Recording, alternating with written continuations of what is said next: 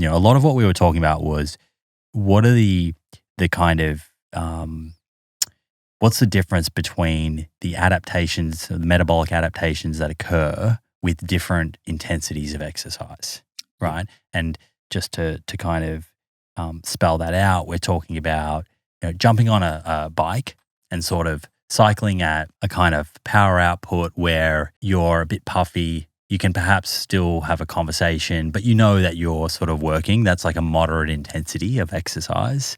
So think of that as just like more of your steady state continuous exercise, something you might do for 45 minutes or an hour versus high intensity training where you're actually getting your heart rate up to sort of 90% of its max. No longer is it comfortable to have a conversation. You're working really, really hard, but for a much shorter duration. And what we were trying to better understand was what are the differences between these two in terms of what's happening at a cellular level. And then as a result, how might this influence a program for someone? The question that we really wanted to answer was when you do these different modes of exercise at different intensities, as you just mentioned, not only what is the energy system or the cellular mechanism that's happening, but what is the adaptation? What's the end outcome? How does the body adapt to that stimulus? And is it different between the two? You and I have been listening to episodes on other podcasts and doing some reading and diving into some papers on these sorts of things going into it. What makes me feel a lot better about what we've been doing is that he made it a lot clearer that we have been on the right track with our thought process. But he really gave us that extra layer of detail. But essentially the takeaway is when you are exercising at, we'll call it zone 2 training, which is very popular in the endurance community.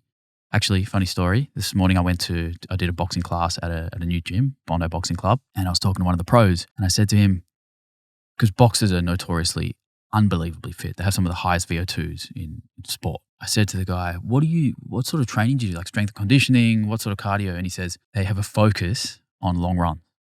And I'm like, oh, what kind of, like how hard are the runs? And he's like, long enough that, like say a 10K, it's quite long, but we can like talk and it's comfortable and it's pretty easy.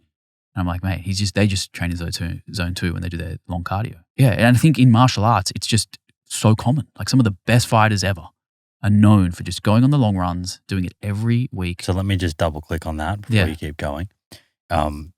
Because I thought that you could improve your VO2 max more through high intensity exercise than through moderate intensity zone 2.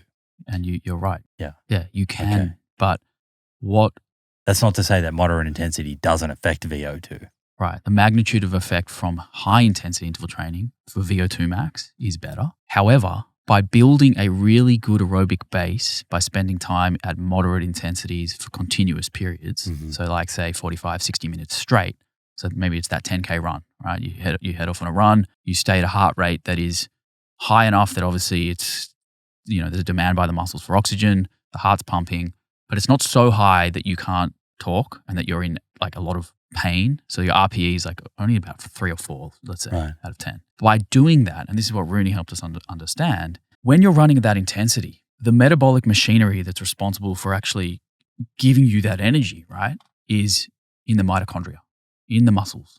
We've got these powerhouses called mitochondria. They are burning fat in the presence of oxygen, right, which is a slow burning fuel, which can allow you to maintain that intensity for a fairly long duration. Whilst the flip side of the coin is high intensity interval training, which is a totally different energy system. So this energy system is glycolytic, meaning that it uses glucose as a fuel. It's glucose. Mostly glucose. Mostly. There's a blend. There is a blend, but predominantly glucose. So you would think of a boxer, you think, well, 12 3-minute rounds at pretty high intensities, depending on the fight. But I mean, most of the time it's pretty high intensity. Why would they want to go on a 60-minute slow run if you'd think that the energy system they're using throughout the fight is mainly fast twitch muscle, fast contractions, glycolytic, we need ATP now, fast. Well, the reason why is because when you build that aerobic base, it helps you at those higher intensities. So you can actually then perform your HIIT training to a higher level because you've built this strong aerobic base to begin with. Whilst if you have a very poor aerobic base, you're going to sort of get to that gassed out point a lot quicker when you do your high intensity interval training.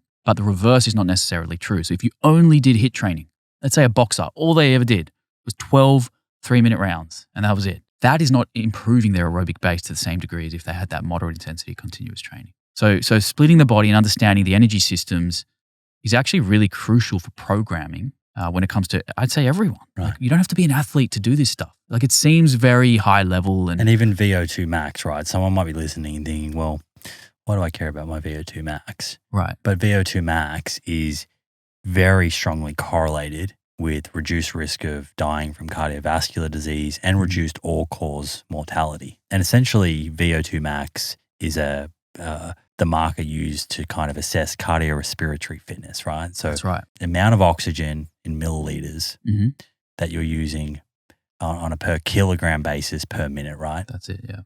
So the more oxygen that you can use, the higher your cardiorespiratory fitness is. Exactly. Right. So HIIT training will be your sort of the best bang for buck for getting your VO2 higher. Although moderate will still do it. But then if you only did HIIT, you're not going to improve your aerobic base fitness as much as if you did the moderate stuff too. So the real takeaway, and I mean, again, I encourage people to listen to that episode, maybe even twice, because it's pretty deep. But the takeaway is that we have so many tools in our training toolkit. And I think a lot of us don't understand why we need to use all of them or even how to program in a smart way that allows us to do it for long periods of time and adapt to the stimulus. But in a nutshell, we've got, resistance training, high intensity interval training, moderate intensity, continuous training. For me, those are like the three, sort of like the big three. And then of course you've got your mobility, your yoga, those kinds of things, and just general physical activity and incidental exercise like long walks. But I think we need to be thinking about, like, we've got this cardiovascular training, which is going to benefit the most important muscle in the body, our heart. We've got resistance training, which is going to build muscle tissue, skeletal tissue, build strong bones, bone mineral density. How we incorporate the two together over a week is really important.